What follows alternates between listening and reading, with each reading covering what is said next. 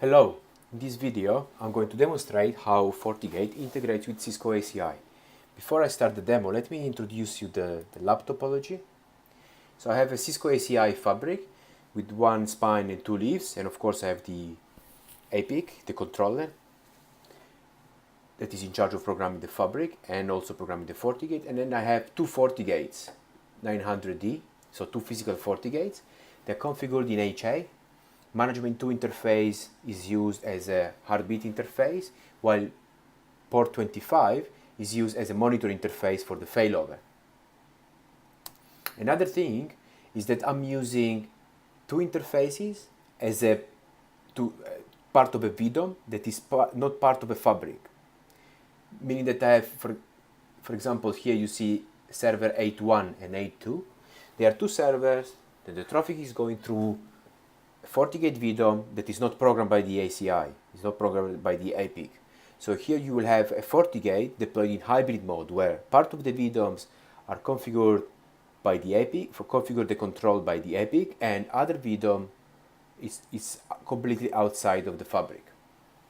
So what I want to deploy on the FortiGate from the APIC is the following. So let's consider the FortiGate with three interfaces, port 9, port 10 and port 11. Port 9 is facing the web servers, port 10 is facing the app servers, and port 11 is facing the DB server. So basically I want to segment a three-tier application. So the first thing I'm going to do is to deploy a service graph that is going to create an L2 VDOM on the FortiGate, and the APIC is going to redirect the traffic between Web 02 and Web 01 to this VDOM for traffic inspection. And then I'm going to deploy two additional service graph, SG2 and SG3, that are going to redirect the traffic to a FortiGate, and on the FortiGate the service graph will create only one L3 VDOM with the policies to allow traffic between web and apps and DB. Let's move to the demo now. So here I have my ACI, my APIC. I'm connected to my APIC on tenant 01. In tenant 01, I have one application profile with my three-tier application EPG. So I have the app EPG, DB EPG, Web 01 and Web 02, the same as you saw on the slides. And each EPG is connected to its own dedicated bridge domain. So there's one-to-one mapping between EPG and bridge domain. App EPG with app bridge domain, DB EPG with DB bridge domain, and so on. Then we need to have a look at the L4, L7 services, in particular to the L4, L7 devices. So as I'm going to deploy a VDOM in L2 and L3, I need to create two devices on the ACI, on the APIC, because I need to identify the L2. So for example, this FG SG1 HA is my go through mode, the L2, and the IP address is 192.168.195.97. But if I look at the FortiGate SG2 and 3 for the service graph 2 and 3 for the L3 VDOM in Go2, the IP address is always the same, 192.168.195.97. So let's look now into details on what kind of configuration I give to these devices, because they are in HA. So I need to create two devices that both have the same IP, because Fortinet HA, the cluster has one management IP address. I have to specify how they are connected to the leaves, and then the important part is the cluster interfaces, because here is how you specify what port logically is a provider or a consumer. So if you look here, I have my port 10 for the service graph 2 on the side of the application is a provider. Port 9 for my service graph 2 on the website is my consumer. On the other hand, port 10 for service graph 3 on the application side is now a consumer, is not a provider anymore like it was here. and my port 11 for the service graph tree on the DB side is my provider. And similarly, on the FortiGate SG1 HA, I always have my two devices. In this case, I'm considering only port 9, and port 9 is one's provider, SG1 on the Web01 side, and the second time is the consumer on the SG1 Web02 side. After creating the device, I need to create the function profiles. The function profiles specify what configuration the APIC is going to push to the FortiGate when I install the service graph. So, for simplicity, I'm going to show only one function profile. So I'm taking as an example SG2 web app. So in this case, I've done few things. So first of all, I specified the IP address of app and web interface. So this is the IP address that is going to be pushed on the FortiGate interfaces when I install the service graph.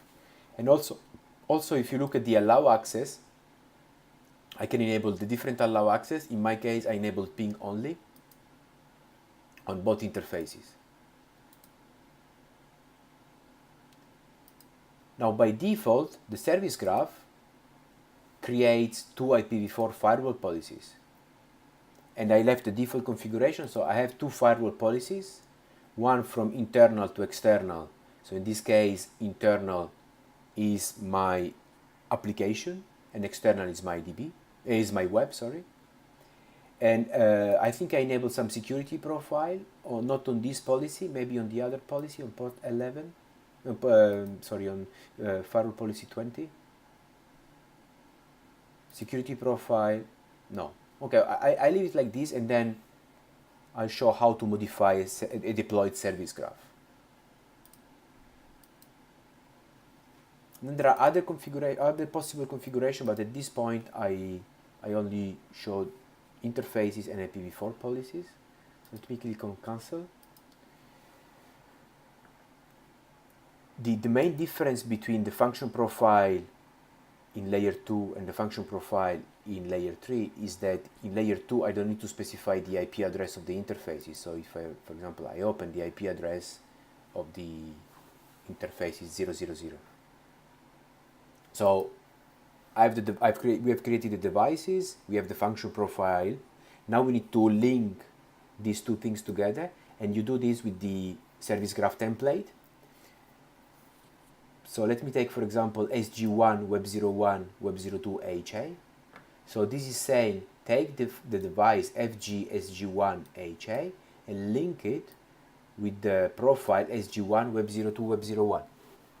If I take the other service graph SG2 Web02 app HA, it links this device FG SG23 HA with the profile SG2 web application.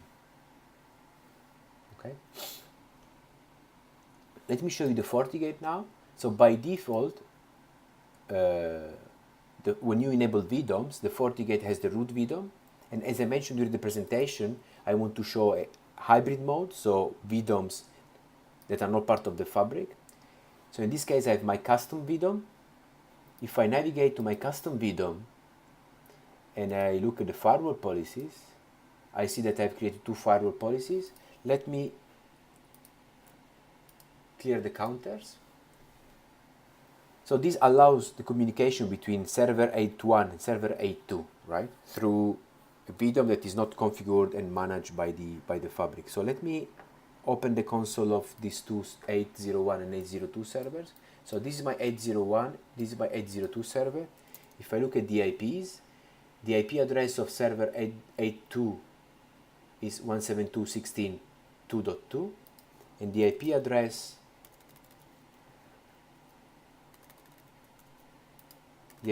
of server 01, so I have a problem with this console. Let me connect again, please.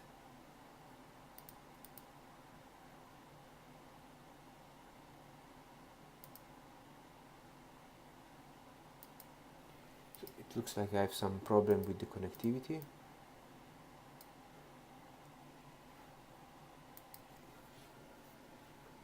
So let me start with this one.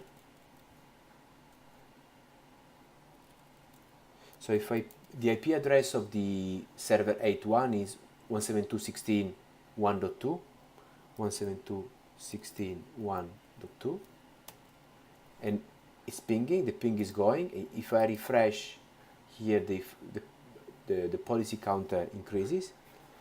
So let me start over again to connect to the two servers.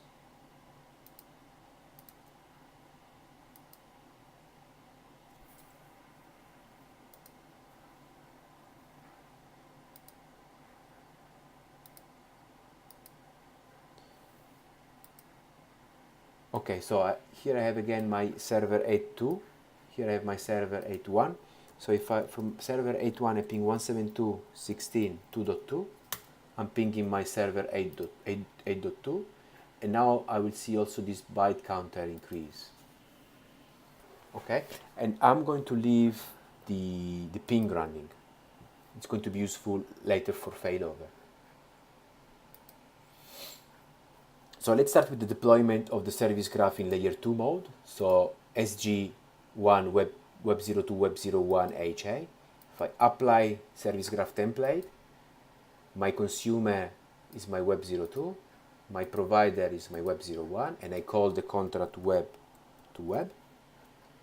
Click next. Here it's an overview of the cluster interfaces with the bridge domain mapping. Next. Here is a summary of the configuration that are going to be pushed. I need to make sure that there is no red indicator. Green, it means that everything, all the configuration are okay. Finish. And at this point, the APIC is going to use REST API, FortiOS REST API to push configuration into the FortiGate. So if I click on the APIC under device graph instances, here I see that one service graph has been deployed, state applied, so it has been applied correctly. And under deployed devices, I have one device with the virtual device ID 39103, and this is going to be the name of the L2 VDOM deployed on the FortiGate.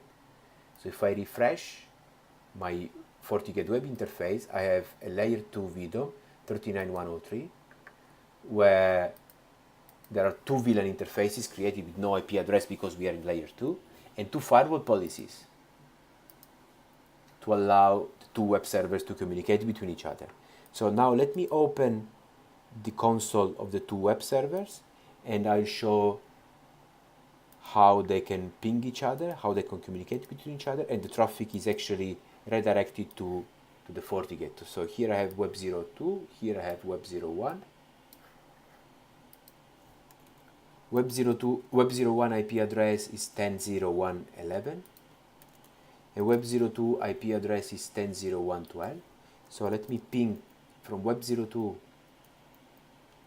10.0.1.11, that is web 01, and from web 01 I ping 10.0.1.12. So the traffic is going through, it's flowing, they can communicate with each other. And here, now if I refresh, I will see the byte counters increase. Now next step is to deploy my two L3 service graph, my two L3 VDOMs. So the first one is SG2 web app HA. So I apply this configuration. My consumer is web 02, my provider is the application, and I call it web app, web to app. Next, I need to, in this case, manually map the cluster interface to the bridge domain. So it's my SG2 web and app. Next, verify that all the parameters are green and there is no red indicator, all is green.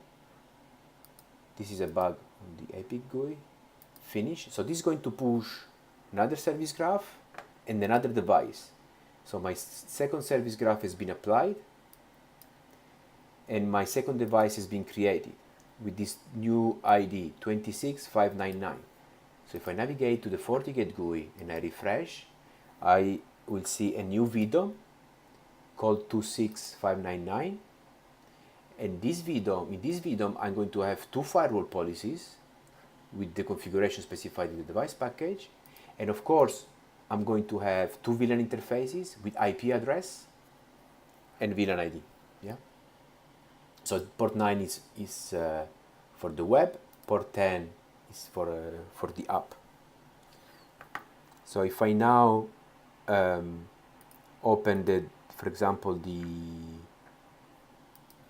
the console of the app server, and from the app server I ping 10.0.1.12, that is my web 02, the ping works, and if from my web I try to ping 10.0.2.11, that is the IP address of my application server, the two VMs can communicate between each other, and if I go under policy, the byte counters are increasing here because the traffic is flowing through the FortiGate. So the last service graph that I'm going to deploy is the one between the app and the DB. This is another L3 service graph where the consumer in this case is my application, the provider is my database, and I call it app to DB. Next, I need to specify the cluster interface. In this case, it's my service graph number 3. Next, verify that there is no red indicators. Finish. So this is going to deploy a new service graph, my third service graph, but no additional devices are going to be deployed. I always have only these two devices because I'm going to use the same L3 VDOM to deploy an additional service graph, to deploy the additional policies. So if I refresh here, I will see two more policies, but no new VDOM. And if I go under network interfaces, I will see a new VLAN interface created on port 11 facing the database. So now let me open the console of the database. So here I have my database. Let me open the console of the application. So the IP address of the database is 10.03.11. So from 10.03.11 I ping 10.02.11, that is the IP address of the app server. And from app01 I ping 10.03.11, that is my DB. So they can communicate. Let's see if the policy counter are increasing, and they are increasing. So the traffic is redirected to the FortiGate correctly. What can happen is that at this point you might want to change the configuration. So for example, you want to enable security profile on one of these two policies, right? So you can do this on the fly. So for example, if you want to change, in this case I said I want to change the configuration between app and DB, where the DB is my provider. So I need to navigate to the provider EPG, so my DB EPG, and under the menu L4, L7 service parameters, I can see all the configuration that have been pushed into the FortiGate. If I want to edit and modify this configuration, I click on here on the pencil. I select the contract name, the graph name, and the node name. And then I can click on all parameters, all features, and then I said I want to enable some security profile on the IPv4 policy. So under IPv4 policy, select for example this one, the port from internal, external, internal. So this is from app to DB. No, sorry, from DB to app. And I say let's enable, for example, antivirus, application control, and let me enable also IPS update. Submit. So this is going to tell the API, please push this additional configuration into the FortiGate. So normally if I refresh, I will have the security profiles enabled on this policy. Good. So the next step is to show the failover. I have the FortiGate ACI and I want to show that we can do a sub-second failover. So let me open the console and put them here with all the ping running. So I'll have them all here so I can see all the pings running. Yeah. And I'm going to trigger a failover. So let's first identify who's the FortiGate master. And the global, navigate to global, system, HA. So the master is the FortiGate serial number that terminates with 80. So if I open my presentation and I go here, the 80 is this one, is this FortiGate 900D, and the monitor interface, the port 25, is connected to port 48 of this switch. So this is the switch. Let me navigate to port 48. This is 48. So to trigger the failover, I'm going to select down the administrative status of the port. This is going to trigger a failover. So I click OK. Let me open quickly the console. So the ping is going correctly, no loss, which is good. All the ping keep going, great. Let's verify that I actually had a failover. So now the master is the FortiGate with the serial number terminating with 126, and there was no traffic interruption. So this concludes the demo. I hope you enjoyed, and have a nice day.